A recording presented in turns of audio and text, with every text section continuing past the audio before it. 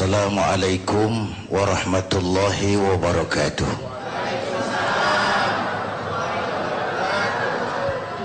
Bapak, Ibu dan pemirsa TV One yang saya cintai, Habib Munzir Al-Musawwa sudah memberikan penjelasan kepada kita mengenai syariah, khususnya yang berkaitan dengan qisas dan diat. Mudah-mudahan itu menambah perbendaharaan ilmu kita dalam memahami syariat Islami, bahwa tidak ada akibat tanpa sebuah sebab. Orang sering hanya melihat akibat dengan tidak melihat penyebabnya. Karena itu Islam adalah seperangkat aturan. Orang Islam, orang yang terikat kepada aturan-aturan yang disebut dengan syariah. Peraturan ini diturunkan oleh Allah Subhanahu wa ta'ala.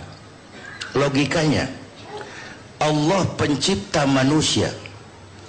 Allah tahu benar kemampuan maksimal manusia. Maka peraturan yang diturunkan Allah yang pencipta manusia tadi pasti sesuai benar untuk manusianya. Allah yang bikin manusia, Allah yang bikin peraturan untuk manusia, pasti peraturan itu cocok untuk manusianya. Pabrik mobil di Jepang bikin mobil namanya Toyota. Lalu dia turunkan peraturan, buku peraturan, ini mobil namanya Toyota. Kecepatannya sekian ratus kilometer per jam. Kalau rusak memperbaikinya ini, onderdilnya ini. Karena pabriknya yang bikin mobil, pabriknya yang keluarin buku, pasti buku itu sesuai dengan mobilnya. Nggak bisa kita punya mobil Toyota rusak diperbaiki dengan buku petunjuk yang dikeluarkan oleh mobil Fiat. Mobil makin rusak. Jadi kalau manusia kepengen baik, dia harus pakai peraturan yang dibikin oleh manusia, oleh yang bikin manusia, yang dibikin oleh yang bikin manusia. Dia tahu benar tentang kemampuan manusia, dia tahu benar kemampuan manusia maksimal, maka peraturannya pasti sesuai untuk manusia. Contoh, manusia laki-laki senang perempuan, perempuan senang laki-laki, ya Bu? Jangan yang gadis, yang nenek-nenek masih gini tuh. Allah Maha tahu, maka turun syariat boleh itu, tapi salurkan lewat pintu yang disebut nikah. Inilah hukum. Maka seluruh syariat Islam itu wataknya ada tiga. Pertama, al-musawat bainan nas fi takalifil ahkam. Semua manusia sama dalam berhadapan dengan hukum Allah. Ini dulu, mencapai proses keadilan. Semua sama dalam berhadapan dengan hukum Allah. Dan itu sudah dididik lewat kehidupan masjid. Ini kan kita nih semua sama nih. Nggak ada warga kelas 1 di sini. Coba lihat adab masjid itu sudah ke arah sana. Siapapun masuk masjid, copot sendal, buka sepatu. Lurah masuk masjid, buka sepatu, Rah. Camat masuk masjid, buka sepatu, Mat. Gubernur masuk masjid, buka sepatu, Nur. Itu dalam implementasi yang paling kecil. Semua sama di hadapan Allah. Yang paling mulia kan yang paling takwa. Ini sekarang di negeri kita, kalau timbul masalah, nyari yang tanggung jawab, banyakkan yang jawab daripada yang nanggung. Bener Pak, banyakkan yang jawab daripada yang mau nanggung. Semua jawab, semua, apalagi jurus ngeles paling bisa nih. Jurus ngeles, jurus bekelit, ini zamannya nih. Tahu belajar silat di mana? Jurus ngelesnya macam-macam.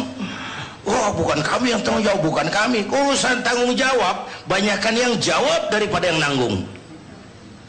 Bapak Ibu hadirin yang saya hormati, oleh karena itu sikap al-musawat bainan nas fi takalifil ahkam. Semua manusia sama dalam berhadapan dengan hukum Allah. Tadi sudah jelaskan oleh Habib bagaimana Imam Ali kalah berperkara. Kalah dalam berperkara. Kita tidak kepengen TKI kita dianggap manusia cuma karena punya perkara, tapi waktu bekerja dianggap budak. Itu penghinaan. Kenapa lebih pandai Korea Selatan menghargai orang kerja? Kenapa lebih pintar Taiwan bahkan Hong Kong menghargai orang kerja sebagai pekerja, bukan sebagai budak? Saat bekerja diperlakukan sebagai budak, saat melanggar hukum baru diperlakukan sebagai manusia. Bapak Ibu hadirin yang saya hormati, ora pati diwongke, loh.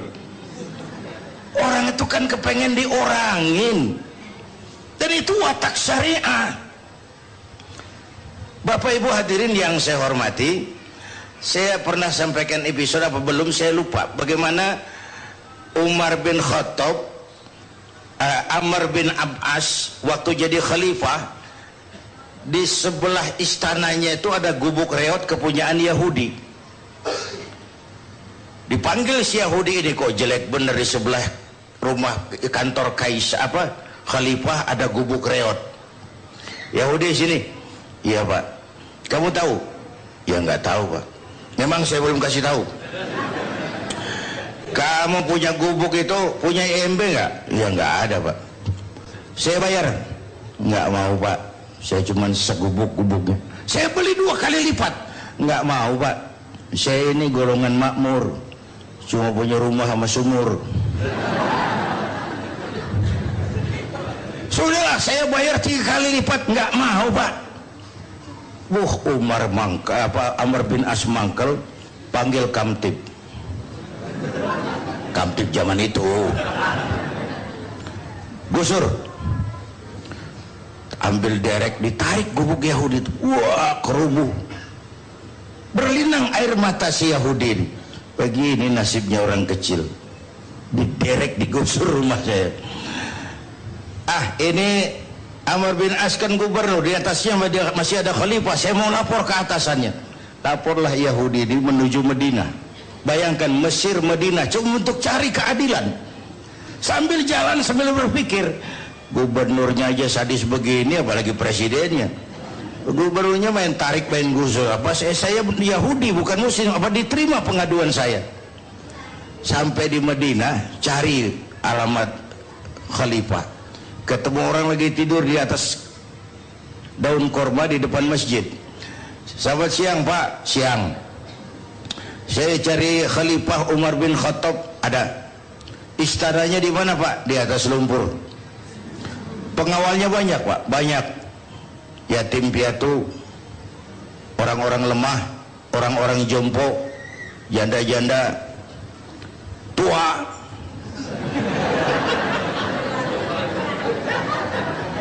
Baik Kiai, tahan dulu, ini semakin menarik sekali kisah yang dikisahkan oleh Kiai. Pasti Anda semua yang berada di sini cukup penasaran. Kita akan lanjutkan lagi bagaimana kelanjutan dari kisah tersebut, tentunya masih bersama kami dalam Damai Indonesiaku. Tetaplah bersama kami.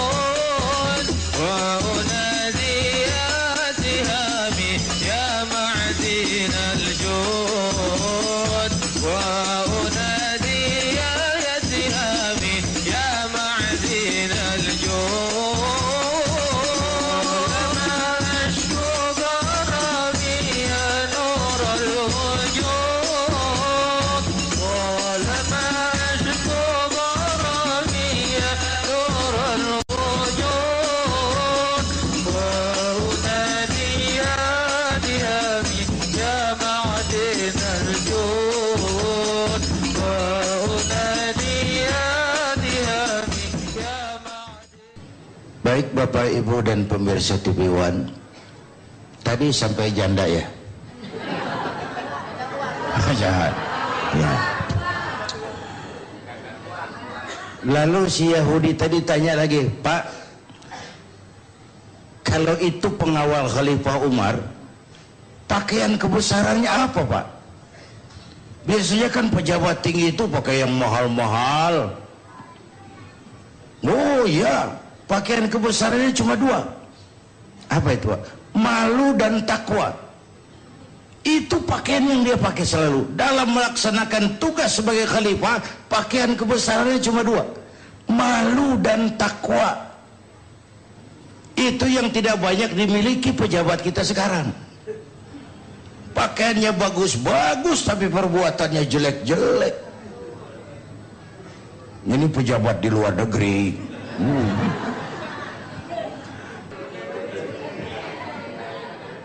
Untungnya Zainuddin sudah mundur dari panggung politik, Pak.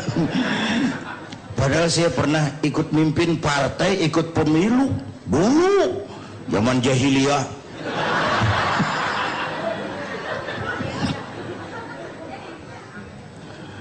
Pakaiannya cuma malu dan takwa. Ini budaya malu yang tipis ini, setipis kulit bawang. Kadang-kadang malu sama atasan tapi nggak malu sama Tuhan. Ini kacau nih. Sama atasan takut, sama Tuhan berani. Ini kan lewatan. Pakaiannya malu dan takwa. Orangnya di mana? Orangnya di mana sekarang, Pak? Di depan kamu. Jadi, iya. Bapak, iya. Bapak Umar yang kamu cari, saya. Oh, saya mau lapor, Pak. Lapor apa? Gubernur Bapak di Mesir tuh sadis, Pak. Saya punya gubuk segitu-gitunya, dia mau ambil, saya nggak mau. Dibeli 2 kali lipat, saya nggak terima. Terus Kamtib dipanggil, Pak. Diderek gubuk saya nuntut keadilan. Oh gitu, iya. Yahudi, kamu lihat tempat sampah itu, lihat, Pak. Di situ banyak tulang kurma, tulang onta. Tulang onta. Peka bener, kalau orang salah ngerti bener. Ambil satu tulang yang agak panjang, bawa ke sini. Bingung nih Yahudi. Pak, saya dari Mesir jauh-jauh ke sini mau cari keadilan, Pak. Kalau tulang mah di sana juga banyak. Sudahlah, kau bawa saja ke sini. Diambil satu tulang agak panjang, dibawa ke khalifah. Itu dicabut pedangnya, itu tulang digaris lurus. Bawa pulang ke Mesir, kasihin khalifah Gubernur Amr bin As. Makin bingung Yahudi. Jauh-jauh cuma dapat tulang. Tapi sudahlah, berangkat pulang ke Mesir. Sampai di kantor gubernur, langsung ketemu. Lapor, Gubernur. Apa, Pak? Saya dari pusat. Pusat. Saya ketemu khalifah, ketemu presiden. Terus, ini tulang. Diambil tulang tuh, ada garis lurus di situ. Gemeter Amr bin As. Keringet kayak biji jagung ngetes. Gemeter, pucat. Yahudi. Iya, Pak. Gubukmu ambil kembali. Kepala Kamtib, sini. Diriin lagi rumahnya. Diriin.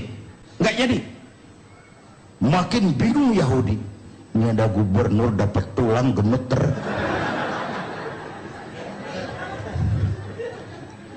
Pak, kenapa? Kenapa kamu dikit-dikit main pusat? Tahu nggak, saya ditegur keras sama khalifah. Beliau bicara dengan bahasa sederhana. Hai Amr bin As, jangan mentang-mentang sedang berkuasa ya. Lu seenakmu. Jangan mentang-mentang berkuasa main garuk gubuk orang. Sedang berkuasa, mumpung berkuasa, berlaku adilah seperti lurus dan adil seperti lurusnya garis di atas tulang ini. Kalau kamu tidak adil, nanti kalau kamu tidak lurus, aku yang luruskan pakai pedangku. Itu maknanya tuh, tahu nggak lo? Main pusat aja lo. Jadi Islam adil ya, Pak? Adil. Saya benar, Pak. Benar lo. Main pusat aja lo. Pak, kalau gitu adil ya? Adil. Saya Yahudi lo. Tapi menang. Kalau gitu gubuknya ambil aja deh Pak. Apalagi kalau buat masjid, ambil aja dah. Saya bayar. Enggak Pak, ambil aja. Terus enggak cuma itu Pak, Bapak saksikan sekarang asyhadu an la ilaha illallah wa asyhadu anna muhammadar rasulullah. Masuk Islam karena keadilan syariat itu. Keadilan syariat. Semua sama dalam berhadapan dengan hukum. Karena keadilan yang masih mahal di negeri kita. Ya Bu? Keadilan yang masih mahal. Kata teman-teman di kampung saya, kalau kita mau cari keadilan, kita hilang ayam, kehilangan ayam, mau laporan itu mesti jual kambing.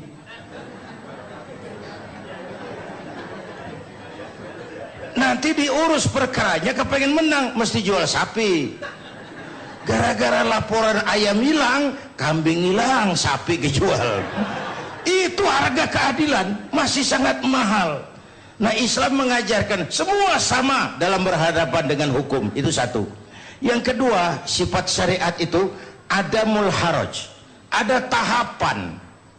Ngono ya ngono ning ojo koyo ngono. Itu adamul haraj, Pak. Adamul haraj.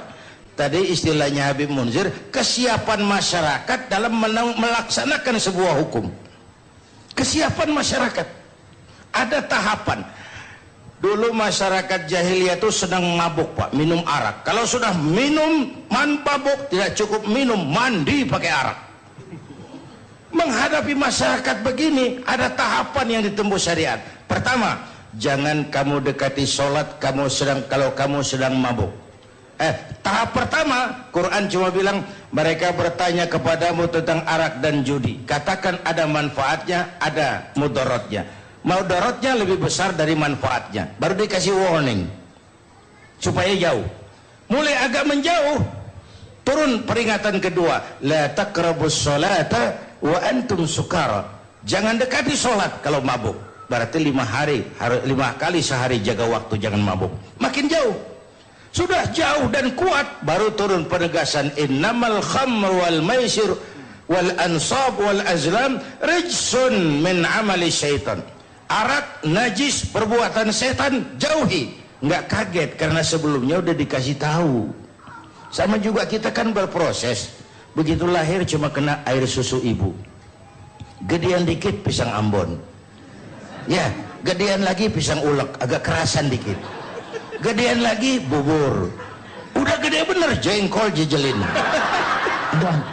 Baik, kayak luar biasa sekali. Jadi yang jelas ada yang perlu digarisbawahi di sini bahwa ternyata ketika Allah memberikan hukum kepada kita, tidaklah kita terima mentah-mentah, tapi ada tahapan-tahapan untuk mempelajarinya, ada tahapan-tahapan untuk memahaminya. Tentu saja literatur Islam telah menyediakan khasanah yang begitu luas. Untuk itulah marilah kita bersama-sama untuk mencari literatur yang sangat baik, yang justru tidak mendistorsi pemikiran-pemikiran kita sehingga menghasilkan satu kesimpulan bahwa agama Islam adalah agama yang sangat ketat aturan.